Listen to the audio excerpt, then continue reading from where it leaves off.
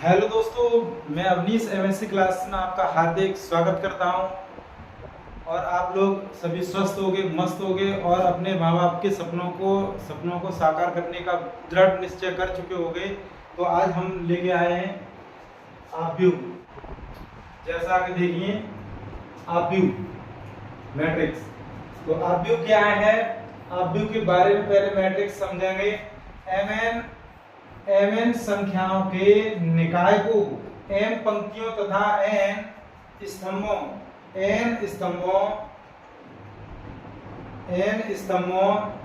देखना जरा। आव्यूह मैट्रिक्स mn संख्याओं के निकाय को m पंक्तियों तथा n स्तंभों में आयताकार सारणी के रूप में व्यवस्थित करने को m क्रॉस n क्रम या कोटि का आव्यूह कहते हैं।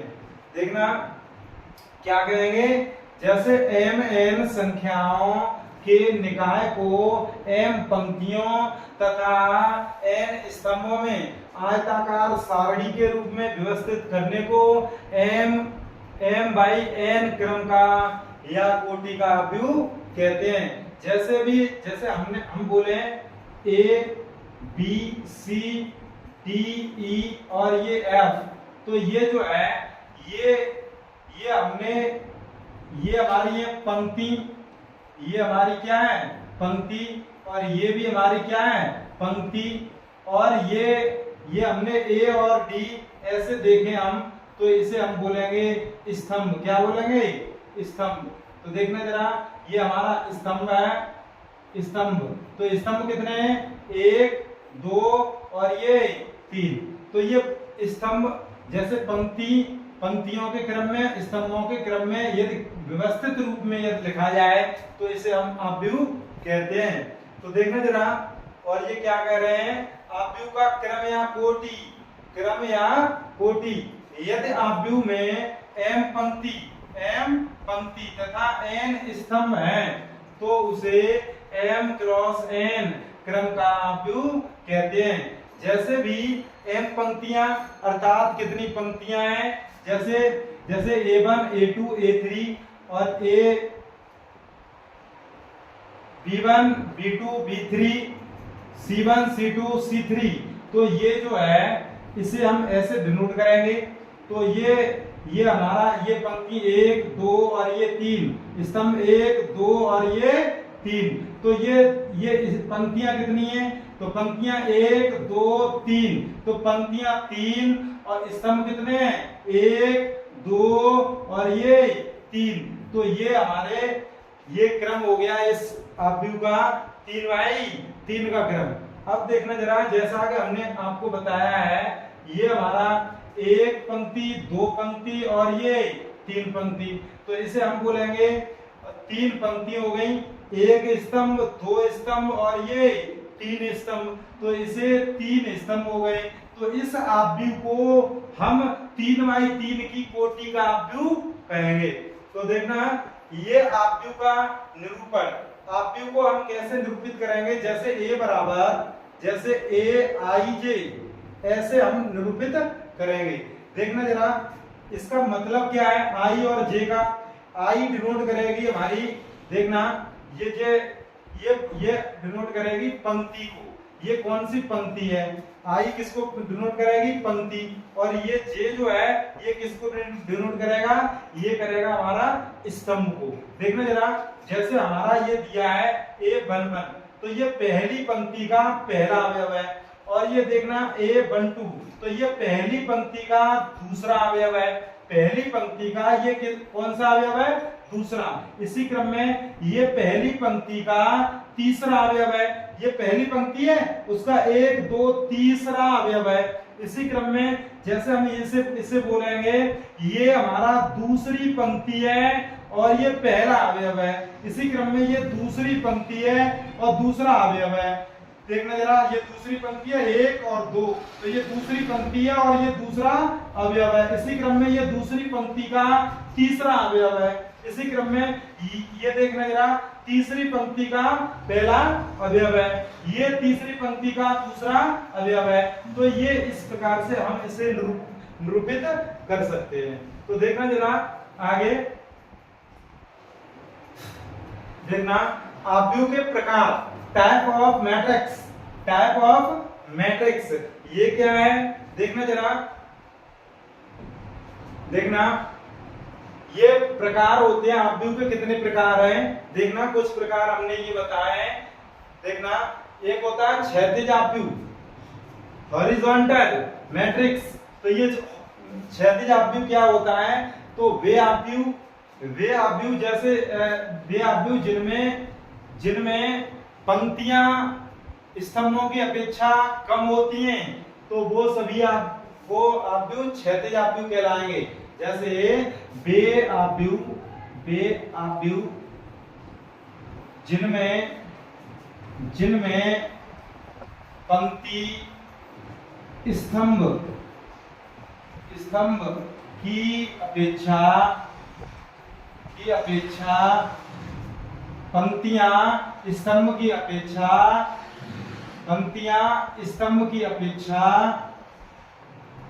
अपेक्षा कम होती हैं, तो वे क्षैतिज आव्यूह कहलाएंगे। क्षैतिज आव्यूह कहलाते हैं।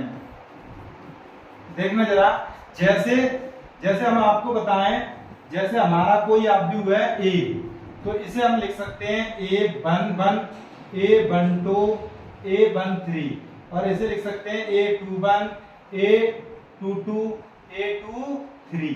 तो देखना जरा, ये हमारा रहा, इसमें पंक्तियां कितनी है, 1 और ये 2, और इसमें स्तंभ कितने, 1, 2 और 3। तो ये KY का आव्यूह हो जाएगा। तो इसमें सबसे पहले कभी भी लिखनी हो तो पहले हम पंक्तियों को लिखेंगे। पंक्तियां कितनी है, 1 और ये 2, तो 2 बाई, और 1, 2 और ये 3, तो ये कितने बाई कितने का आव्यूह हो गया, 2 बाई 3 का आव्यूह हो गया। और इसे हम क्षैतिज आव्यूह बोलेंगे। देखना इसमें पंक्तियों की अपेक्षा स्तंभ अधिक मात्रा में, स्तंभ की अपेक्षा पंक्तियां कम होती हैं। देखना जरा, इसे हम कौन सा आव्यूह बोलेंगे, क्षैतिज आव्यूह, हॉरिजॉन्टल मैट्रिक्स बोलेंगे। देखना जरा, इसी क्रम में ऊर्ध्वाधर आव्यूह, तो वे सभी आव्यूह जिनमें पंक्ति स्तंभ की अपेक्षा अधिक होती हैं, वे आव्यूह। देखना जरा, अभी नोट कर लीजिए, वे आव्यूह, यहां देखना जरा, वे आव्यूह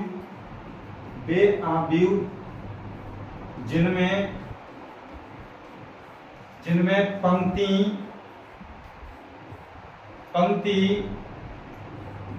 स्तंभों की अपेक्षा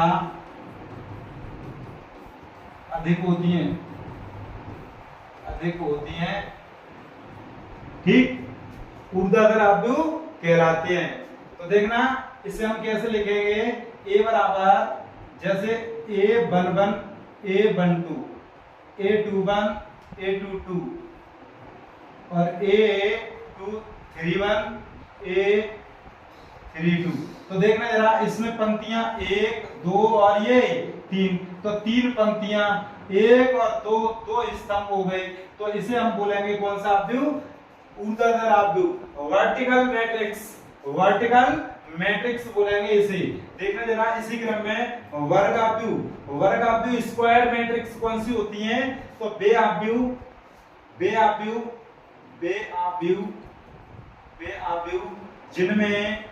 जिनमें पंक्ति तथा स्तंभ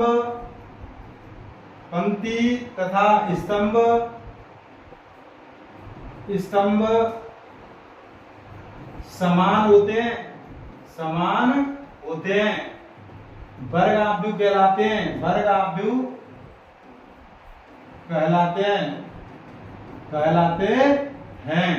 तो देखना जरा, वर्ग आव्यूह में जैसा कि अभी जगह का अभाव है, जैसे हम दूसरा पेज लेते हैं, जैसे हम बात करें ए बराबर, जैसे ए 1 2 3 5 7 8 9, जैसा कि हमने लिख लिया ए। अब इसमें देखना जरा, एक पंक्ति, दो पंक्ति और ये तीन पंक्ति। इसमें पंक्तियां कितनी है? 3। तो 3 पंक्तियां, स्तंभ देखना 1 2 और ये 3। हमने अभी क्या बताया था? वे आव्यूह जिनमें पंक्तियां तथा स्तंभ समान होते हैं वर्ग आव्यूह कहलाते हैं। तो देखना, पंक्तियां इसमें 3, स्तंभ इसमें 3, तो ये आव्यूह क्या कहलाएगा? वर्ग आव्यूह कहलाएगा। क्या कहलाएगा? वर्ग आव्यूह। तो इसी क्रम में देखना जरा, देखना पंक्ति आव्यूह किसे कहते हैं? पंक्ति आव्यूह। तो पंक्ति आव्यूह हम बताएंगे वे आव्यूह जिनमें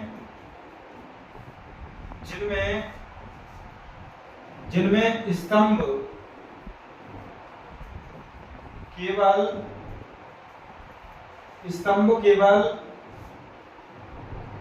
पंक्ति आव्यूह, जिनमें पंक्तियों की वे आव्यूह जिनमें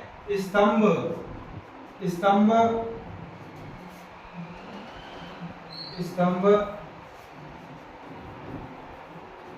पंक्ति की अपेक्षाकृत अधिक होते हैं। तो वे क्या कहलाएंगे? पंक्ति आव्यूह।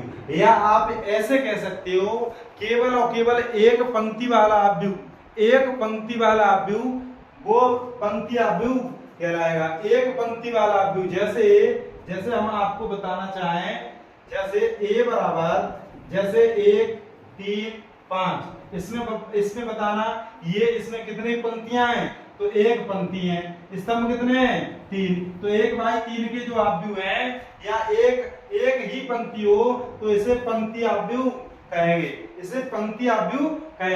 जैसे और भी देखना, ए बराबर, जैसे हम A1 A2 A3, तो इस आव्यूह को देखना, एक पंक्ति है, स्तंभ इसमें 3 है। तो मतलब स्तंभ पंक्तियों की अपेक्षाकृत अधिक मात्रा में होते हैं। तो ऐसे आव्यूह को हम पंक्ति आव्यूह कहते हैं। तो देखना जरा आगे इसी क्रम में स्तंभ आव्यूह वे आव्यूह जिनमें केवल एक ही स्तंभ होता है। स्तंभ आव्यूह कहलाते हैं। जैसा कि हम समझाना चाहेंगे, देखना, जैसे ए कोई आव्यूह है, इसे हम लिखें A1 A2 A3। तो देखना, ये जो आव्यूह रहेगा, इसमें पंक्तियां कितनी है? 3, स्तंभ कितना? 1। तो केवल और केवल एक स्तंभ है, इसे हम कहेंगे क्या? स्तंभ आव्यूह। कौन सा? स्तंभ आव्यूह। इसे क्या कहेंगे हम? स्तंभ आव्यूह। इसे हम स्तंभ आव्यूह कहेंगे। तो इसमें पंक्तियां स्तंभ की अपेक्षाकृत अधिक मात्रा में हैं, तो इसे हम स्तंभ आव्यूह कहेंगे। तो देखना जरा इसी क्रम में आगे, इकाई का तत्समय का आव्यूह, ये बहुत ही यूनिट ऑफ आइडेंटिटी मैट्रिक्स, ये बहुत ही इंपॉर्टेंट है। तो वे आव्यूह होंगे जिनमें देखना जरा, वे आव्यूह जिनमें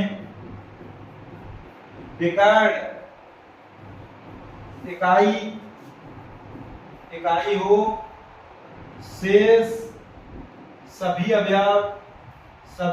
अवयव या तत्व शून्य हो। क्या हो? शून्य हो। तो इसे इकाई का तत्समय आव्यूह कहते हैं। मतलब ये है, इसे हम समझना चाहें तो देखना जरा, जैसे हम कोई हमने आव्यूह लिया, तो इसमें 1 0 0 0 1 0 0 0 1, तो ये जो है इसे हम इकाई का तत्समय का आव्यूह बोलेंगे।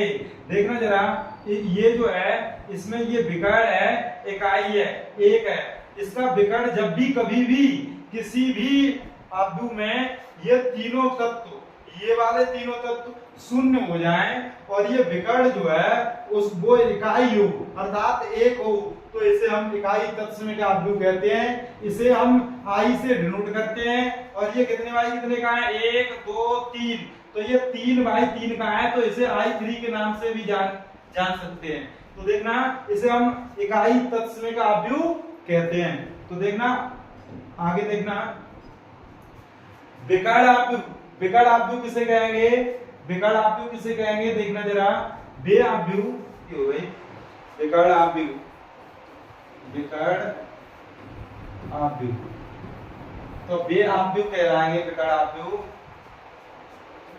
जैसे 5 3 8 0 0 और ये 0, ठीक, 0 0 और ये 0, तो देखना ये वाला जो विकर्ण है ये कुछ भी हो, जैसे 5 3 8 और यहाँ पे ये हम ऐसे कर देते, जैसे हम 1 1 1, तो आव्यूह तो ये भी विकर्ण है, आव्यूह तो ये भी विकर्ण है, सॉरी यहाँ पे 1 यहाँ 0, ठीक है, आव्यूह तो ये भी विकर्ण है, लेकिन ये इकाई का तत्समय का आव्यूह है और इसे हम विकर्ण आव्यूह बोलेंगे। यहाँ पर चाहे कुछ भी हो लेकिन ये शेष अवयव शून्य हो, तो इसे हम विकर्ण आव्यूह कहते हैं। शेष चाहे कुछ भी हो, इसे हम विकर्ण आव्यूह कहते हैं। देखना जरा इसी क्रम में आगे, देखना आगे, विकर्ण आव्यूह हो गया, डायगोनल मैट्रिक्स, आगे इसी क्रम में एक्सरसाइज देखना। अब प्रश्न आते हैं, आव्यूह, आव्यूह ए बराबर 2 ऋण 3 4 7 2 0 ऋण 4 6 1 4 7 5 में क्या कह रहे हैं, कितनी पंक्तियां हैं, कितनी पंक्तियां हैं, तो हमने आपको बताया था, कभी भी देखना यहां से यहां तक 1, ये वाली 2, ये वाली 3, जैसा कि आपने देखा होगा खेतों में जब हम क्यारियां करते हैं, तो जैसे हमारा खेत है तो यहाँ पे हमने पानी डालने के लिए, यहाँ पे इसे हम गांव की भाषा में भरा के नाम से जानते हैं, यहाँ पे पानी बहता है, तो और यहाँ पे हम ऐसे ऐसे हम इन्हें पंक्तियां बोलते हैं, क्या बोलते हैं, पंक्तियां और पंक्तियां, और इन्हें गांव की भाषा में पहेलियां, पहेलियां कहते हैं। गांव की भाषा में क्या कहते हैं, ने पहेलियां। यहाँ से पानी काटते हैं और ये सारा पानी इसमें भर जाता है, तो यहाँ पे देखना इसे हम ऐसे ही तो लगाते हैं, तो इन्हें हम पंक्तियां बोलते हैं। और इन्हीं में जैसे हम पानी रोकने के लिए यहाँ पे गांव की भाषा में बोलते हैं इसे डांडा, क्या, डांडा, तो ध्यान रखना, तो इसे हम क्या बोलेंगे, इसे स्तंभ बोलेंगे। तो पहले हम क्या लगाते हैं, पहले हम पंक्तियां, तो सबसे पहले हम क्या बोलेंगे, पंक्तियां कितनी है, 1 और ये 2 और ये 3, तो पहले हम पंक्तियां लगाते हैं, तो ये नुस्खा है, क्या है, नुस्खा। तो ये पंक्तियां हैं, तो कितनी पंक्तियां हैं, 1 2 और ये 3, तो ये 3 पंक्तियां हो गई। अब देखना जरा इसमें स्तंभ कितने हैं, तो इसमें स्तंभ 1 2 3 4, तो बाद में इन्हें स्तंभों का काम आता है। तो देखना जरा, तो ये स्तंभ है, एक ये स्तंभ और ये स्तंभ, एक ये वाला स्तंभ और एक ये वाला स्तंभ, 1 2 3 4 हमारे स्तंभ हो गए, तो ये गुणा 4। तो सबसे पहले हम पंक्तियां लिखेंगे, उसके बाद हम मतलब क्या, उसके बाद हम स्तंभ लिखेंगे। पहले हम रो, उसके बाद कॉलम, इसे हम रो बोलते हैं और इसे हम कॉलम बोलते हैं। तो देखना जरा ये जो आव्यूह है ये 3/4 का आव्यूह है। इसमें पंक्तियां कितनी हैं, तो ये 3 हैं और कितने स्तंभ हैं, तो ये स्तंभ कितने हैं, 4 हैं। देखना जरा इसका क्रम क्या है, तो सबसे पहले हम पंक्तियों को लिखेंगे। तो 3 पंक्तियां हैं, स्तंभ कितने हैं? तो स्तंभ 4 हैं। तो इसका क्रम क्या हो गया? इसे ही हम क्रम बोलते हैं। इसका क्रम हो गया 3/4। इसे क्रम बोलते हैं, इसे कोटि बोलते हैं। क्या बोलते हैं? कोटि और क्रम, इसे ही बोलते हैं। देखना जरा इसमें कुल कितने तत्व हैं। तो या तो आप इन तत्वों को गिन लीजिए, 1 2 3 4 5 6 7 8 10 11 12। तो ये 12 तत्व हैं। तत्व भी बोलते हैं, अवयव भी बोलते हैं। देखना जरा, इन्हें तत्व भी बोलते हैं और अवयव भी बोलते हैं। और यहाँ पर देखना जरा देखना, और या फिर आप ये करेंगे 3/4 है, तो इस 3 का गुणा 4 में करेंगे, 3 चौक 12। तो इसमें अवयव कितने होंगे? 12। कितने हो जाएंगे? 12 अवयव होंगे, 12 अवयव होंगे। देखना जरा इसी क्रम में ये सवाल का जवाब मिल गया आपको। इसमें कितनी पंक्तियां हैं? तो पंक्तियां इसमें 3 पंक्तियां। और कितने स्तंभ हैं? तो इसमें 4 स्तंभ हैं। और इसमें इसका क्रम क्या है? तो 3/4 का क्रम है। इसमें कुल कितने तत्व हैं? तो इसमें 12 तत्व हैं। कितने तत्व हैं?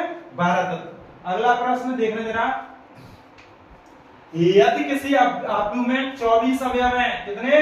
24, तो इसकी संभव कोटियां क्या हैं? यदि इसमें 13 अवयव हों तो कोटियां क्या होगी? तो देखना जरा, ये बहुत अच्छा प्रश्न है। देखो 24 अवयव कितने? 24। तो इस 24 के हम फैक्टर करेंगे। तो 24 के फैक्टर करेंगे, 2 से ये 12 बार, 2 से ये 6 बार, और 2 से ये 3 बार, 3 से ये 1 बार। तो इसकी संभव कोटियां क्या होंगी? ये 2 बाई 2 दूनी 4 3 12, 2/12। और क्या हो जाएगा? 2 दूनी 4, 4 बाई 3 दूनी 6, और ये 6/4, 12/2।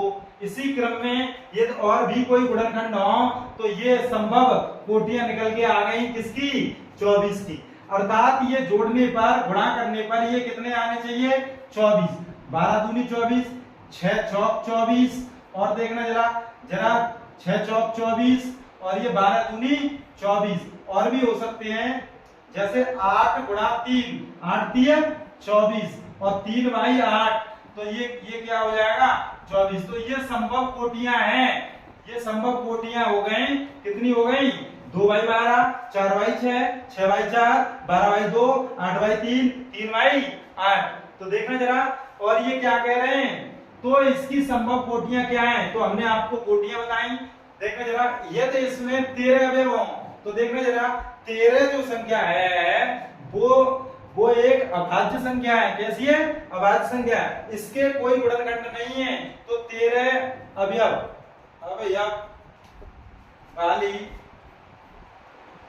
वाले आव्यूह की कोटि क्या होगी?